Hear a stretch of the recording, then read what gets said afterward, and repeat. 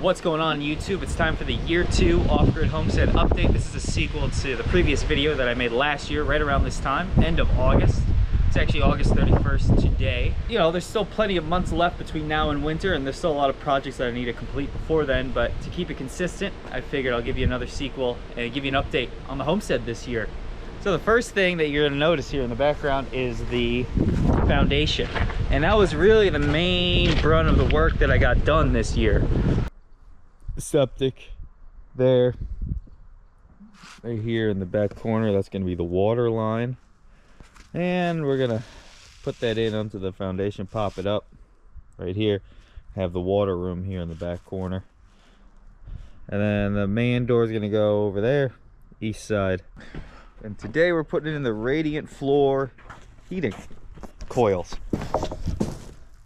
and so we got all the PEX tube laid out here.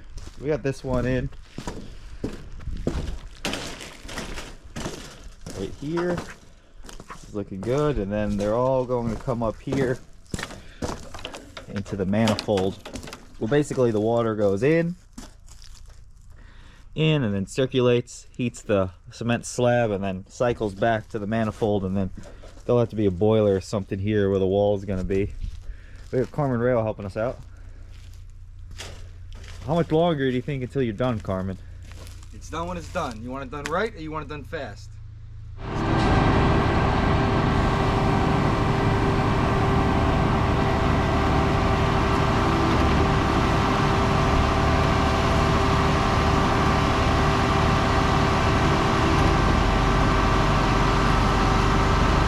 It is the first morning of the concrete slab, and I didn't know this, but they're telling me you want to wet it down night of and then the morning of, which I have done. You can see all the water there. They told me to flood it, and that stops it from, I guess, curing too fast, so then you don't get the cracks when it does harden up. But that's it. Looks great. The walls are going to come up 8 feet.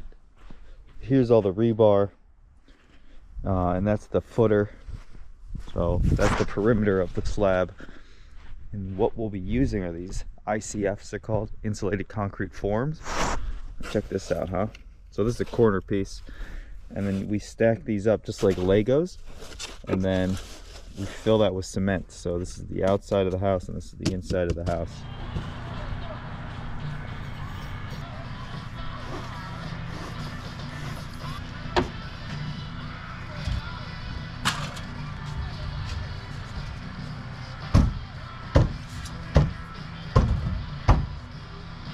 So today was a good day. They put in a big chunk of the forms. I'm gonna go take a look, see how it looks from the inside. But I mean, come on, huh? That's pretty cool. And then of course the door, a walkout basement door. Yeah.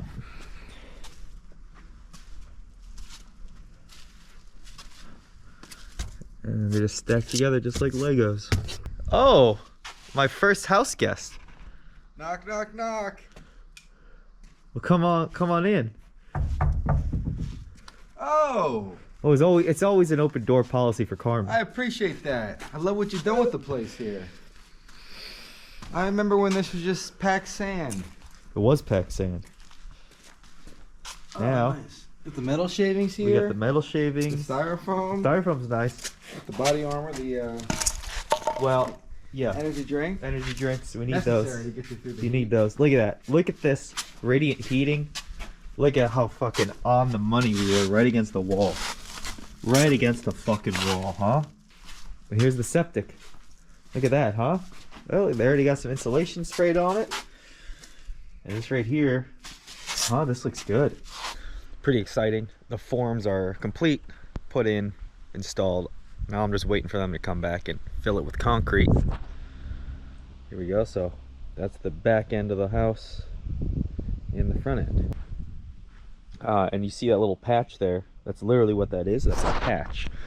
And so that's to hold the styrofoam together when they're pouring concrete. This is here to support the door frame when you're pouring a bunch of concrete on it, because it does go right over it, which is awesome. So this is my door, and then you can see this is what it looks like on the inside. So it's full basement, that way I can walk around no problem.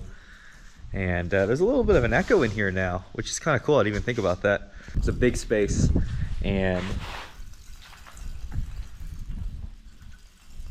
gonna have my water in, toilet in, get this all insulated for the winter time. And I think last winter I kind of got froze out of my trailer, but this winter I think I'll be good to go.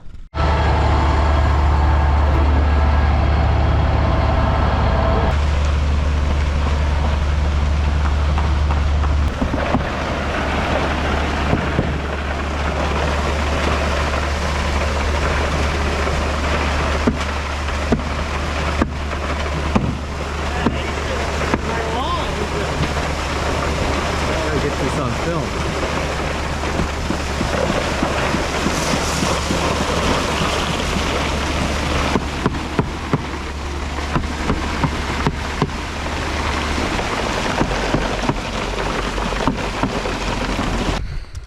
But I brought in some help. Camilla is here from Anchorage. She's an expert at hanging this, so we're gonna set this up.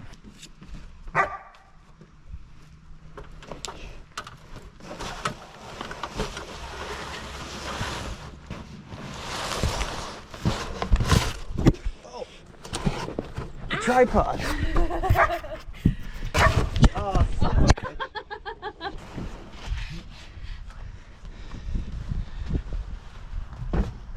I take the scissors and I cut it to length.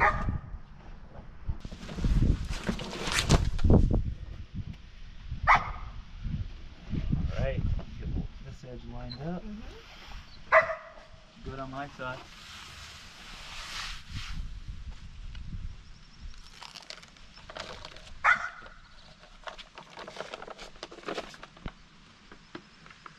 No.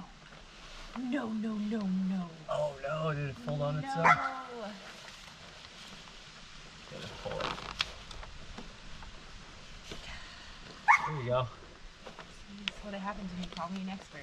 Okay, is Working it? under pressure. Yeah, it's lined up on my end.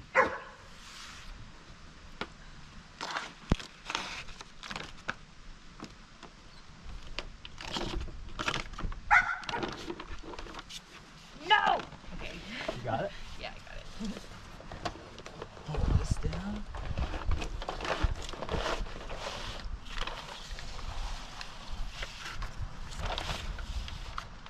She has no idea. We got a whole wall in. All your new haters are gonna be.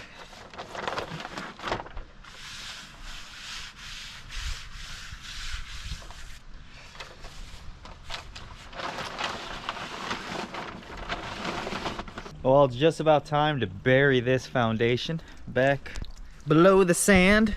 I'm lucky I got sandy soil, which is actually the perfect material for a good cement foundation. Got this bitchathane up. Now you can see, here's the doorway. So the ground, the dirt will come up to about that level. I'll do a walk around here. And this just adds an extra waterproof seal to the cements and the styrofoam. I guess the styrofoam's kind of brittle, so that could break off. You know, I was thinking about it, and I guess you probably don't need to waterproof it because it's styrofoam, but might as well, right? It's not gonna hurt it. If anything, it's just gonna help it. This is a little extra precaution. You can see the footer there, looks pretty good. That looks legit, looks like a real house. Pretty cool. And just walk around, make sure everything is stuck where it needs to be. The corners, gotta wrap those. But it'll be no problem. And then of course, this is the water line.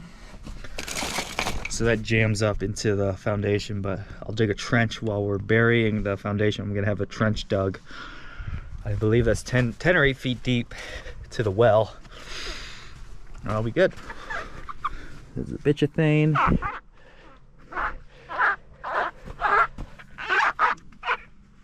go. And this is the south facing side of the house. I was a little worried. Sometimes the bitch thing can actually melt in the heat, but we've had a pretty rainy week, so it'll be fine. But you can feel the temperature difference. Like, this is definitely, I would argue, maybe 15 degrees warmer than the north facing slope, just from the sun rays hitting it. So that'll be nice. The walk-in porch will go here, and then it'll help passively heat the whole house from the south. And then this is that footer that goes down an additional 18 inches into the ground, and that's because you can see the land isn't as deep here, and so you want the footer definitely below the frost line. So we dug it out, we excavated, poured extra concrete. That'll be great. This will keep this house here longer than I will be alive.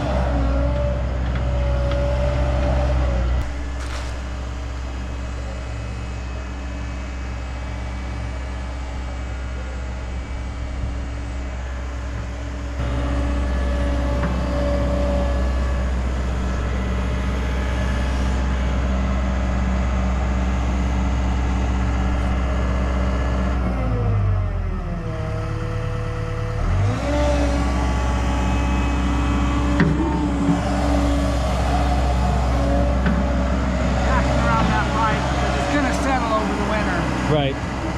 Makes sense. For sure, you know. The fan is foamy, you know.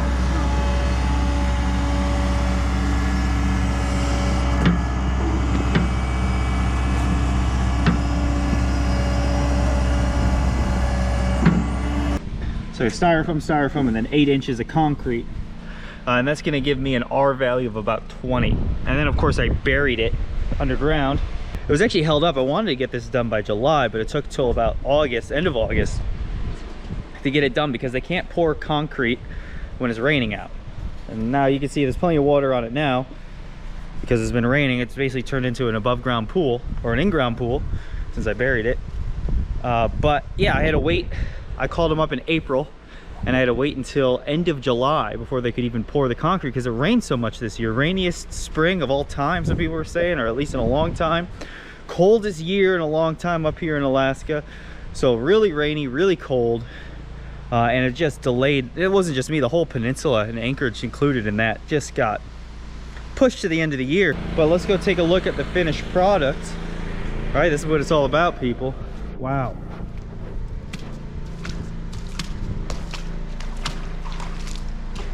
Wow, wow, wow, it looks great. It's amazing. Very happy with my purchase. It's a good investment. It's a big investment, I'm not gonna lie about that. The next step is going to be, it looks great. So the next step, the next video after this year 2 update, I'm actually gonna put floor trusses across it, cap it, and then winterize it. This is where I'm gonna be living this winter. And I'll have all my water inside underground. Here's the water line. So that goes 8, the guy who dug it out told me it was an honest 8 feet, so probably a little bit deeper than 8 foot. So that goes all the way underground, and then that's gonna come out here at the top, and then that's gonna feed me water all winter without freezing. So that's fucking good, very good investment, and I'm very happy about that because last winter in the trailer all my pipes froze. It was a fucking nightmare. Anyone who's lived in a trailer in the wintertime knows what I'm talking about, especially in Alaska. This winter, I don't know if I'll get to the radiant heating. I might. I don't think I have enough electricity made yet, because you do need a pump, and you need some electricity for the pump, and that's my biggest, well, that's the least available resource right now at the homestead is electricity, especially in the wintertime. So I gotta figure out my electrical demands. So this winter, I'll probably have a diesel stove and then definitely a wood stove in here. just to keep it warm. It won't be a problem, but that radiant floor heating is gonna have to be a whole nother video in a year or two. So subscribe if you haven't already. That'll be in the future. And of course, I got my septic system here, exposed pipe. We had the septic itself installed last year, and the reason why the pipe is in the basement and not underneath the slab is because when I was first putting this house together, I didn't think I was actually gonna build this basement. I was just gonna put a house on concrete piers, and my original goal was to have this house done this year. But I got talked into the basement. I was chewing on it this winter, and I was like, well, since my soil's so sandy and perfect, I might as well have a basement. And the basement might as well be as big as I can afford. And so what that kind of prompted me to do was spend all my money on the basement. And now it's gonna take another year or two to get the rest of the house complete, but better than going into debt. I like to do everything with cash. So I own this outright, paid for it with a check, which was, well, it wasn't painful because look what I got for it, but yeah, listen, wait a year for the rest of the house, okay, guys? It's expensive, all this stuff. But anyway, so we have this exposed pipe, which I'm not, I don't care. This is great. It barely takes up any space. I'm going to build a shelf, have my toilet here, shower here. So it's gonna be great. Indoor plumbing all winter. We have a heated basement all winter. R20. That's what I'm talking about. It's gonna be very comfortable to live in here. Oh, like I even got a little window. And I can see the apple orchard over there. And I was also talked into the window. They upsold me on the window. At first I was gonna do no window, just this man door. And that was gonna be it. I was gonna bury this thing underground. It was gonna be a bunker, fortified on all four sides. But I'm happy they talked me into the window because I am gonna be living in it in the winter time. So yeah, it's good to have a window. You can see this from the outside here. I got it buried. It's about 4 feet probably. You can see the dirt comes right up to the window, and so I got that buried, so that'll help insulate it a little bit. So the reason I'm running the generator with full sun is because my pump, the well pump, I could run the well pump without the generator when I have full sun. But I am also running the well for a long time today, and I'll tell you why. Is because I am cleaning out a 275-gallon water container, and I just don't want the batteries to deplete themselves because I'm gonna have the well on for like 3 or 4 hours probably to fill this thing up. But here we go. So it's 275 gallons, and I got this thing for steel. The only problem is it was full of phosphoric acid, 75%, highly concentrated corrosive stuff. Not the most dangerous acid in terms of acid goes, but definitely not something you want to be drinking.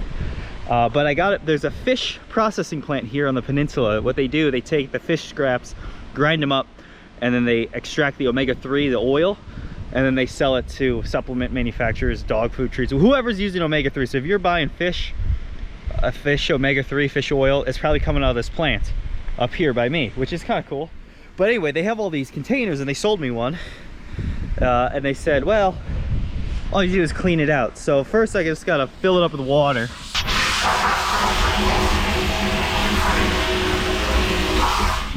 It's full of dirt and shit. I gotta put some dish soap in it eventually. Dish soap and baking soda also neutralizes the acid. But that acid will get out. I'm more worried about the dirt and smudges on the side. I'm trying to borrow my neighbor's power washer to get that clean, but that's a project. It'll take me a couple days to get that cleaned out. But basically that's gonna be my water reservoir underground here in my basement. And because, like I said, electricity is at a premium here, especially in the wintertime. My plan, and honestly, I'm saying this to YouTube because sometimes you guys comment, you guys have better ideas than I do. Basically, my plan is to put the 275-gallon water tank in the basement, run the pump, and in the wintertime, I'll probably have to have the generator on when I'm doing that. So run the pump, fill it up, and then I got 275 gallons of water, and then I just have a pressure tank that water goes to and keeps all my plumbing working. And if I have a large enough pressure tank, then I only have to run a smaller pump that uses almost no electricity just to keep the pressure tank filled up. That system will allow me to have water at all times without running the well at all times. And the well is the biggest power consumer. It's the biggest power consumer on the homestead right now. So I can get around that and just keep it efficient and run the well only a couple of times a week, maybe even once a week. We'll see how much water I go through, but with that much water, I might be taking showers all the time, guys. It's gonna be real nice this winter, real cozy. So the water line is buried there from the corner. You can't even tell. We dug a big trench. I'm walking on the trench that we've since reburied, but here we go. Here's the water line right here, this black pipe, right? And then we're 8 feet underground, and this is going to go to the well.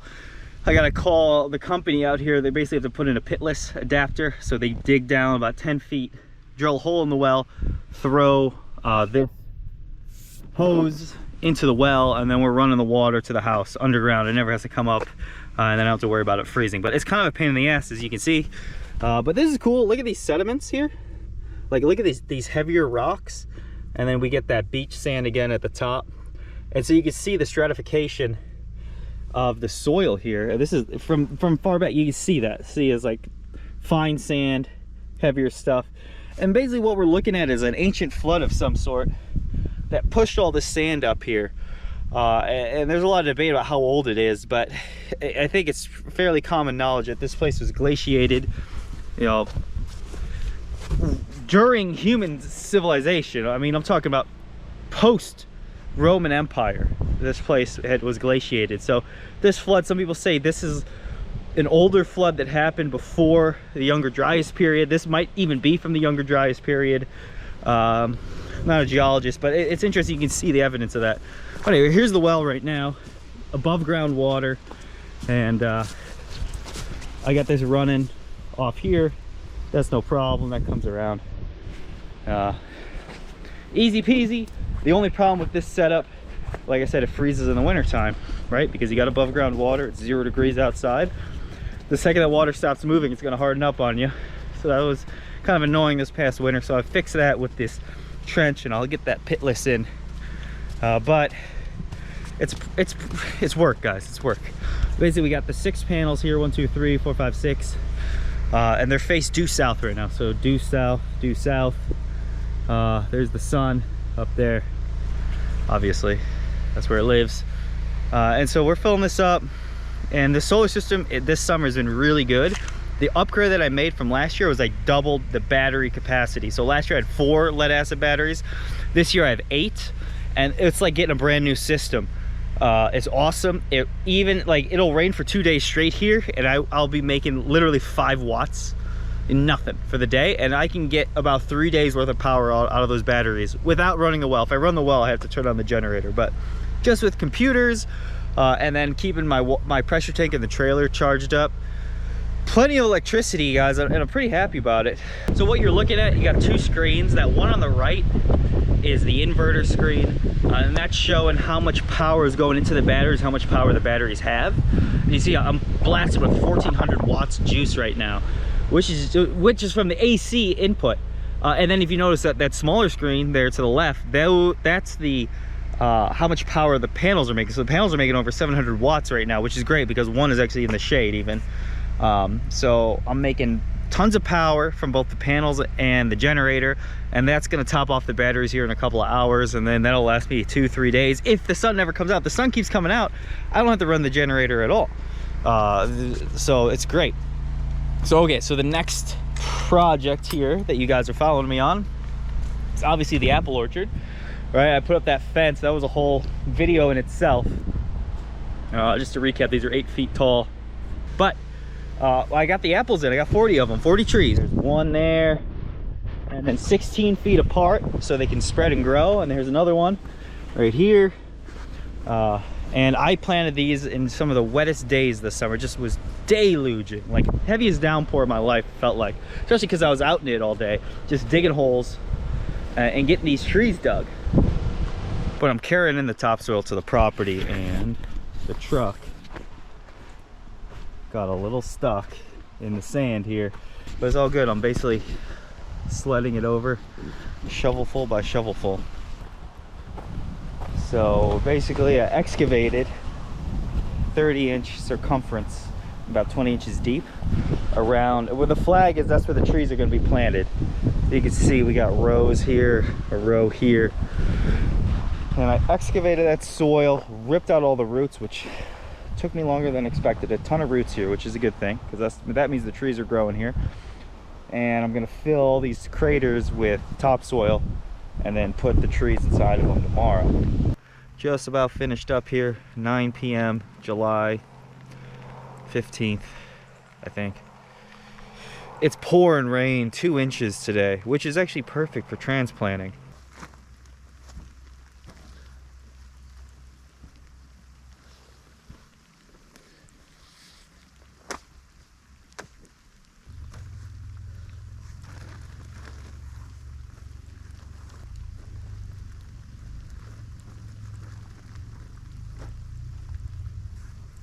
To save on money, I got them.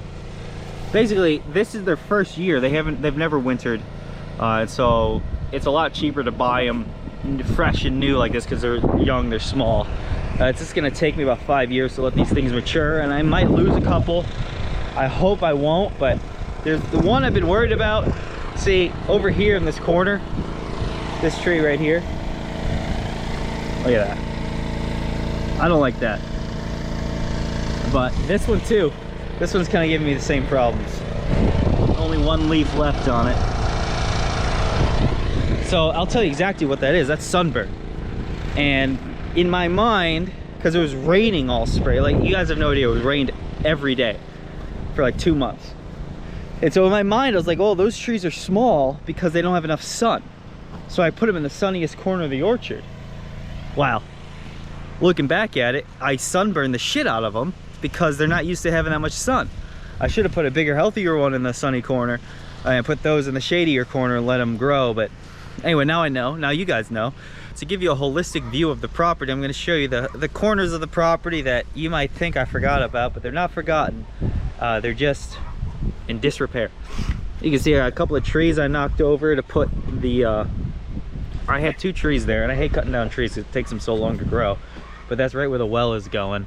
And I do have plans to expand and build a permanent garage over there. That's where the distillery is going to go for all my whiskey that I'm making with these apples, right? Here is the back end of my property. If you remember from the first video, this is where I buried all the stumps, all the roots, all the garbage, all the waste. Like I told you, you couldn't even walk this property when I moved here. And here, this soil, this is my pit where I buried. You can see the clay soil here. We got a couple of puddles formed, and this puddle line is basically, here's the good soil, and then here is my pit soil. But you'll notice almost no vegetation on the pit. There's a little patch right there because it's all torn up, all bullshit, and this was all the lowest part of the property when I got it, so I filled it in. And this year I thought for sure it was going to crater in and just be a big mud hole, but it's actually not. It's actually very dry.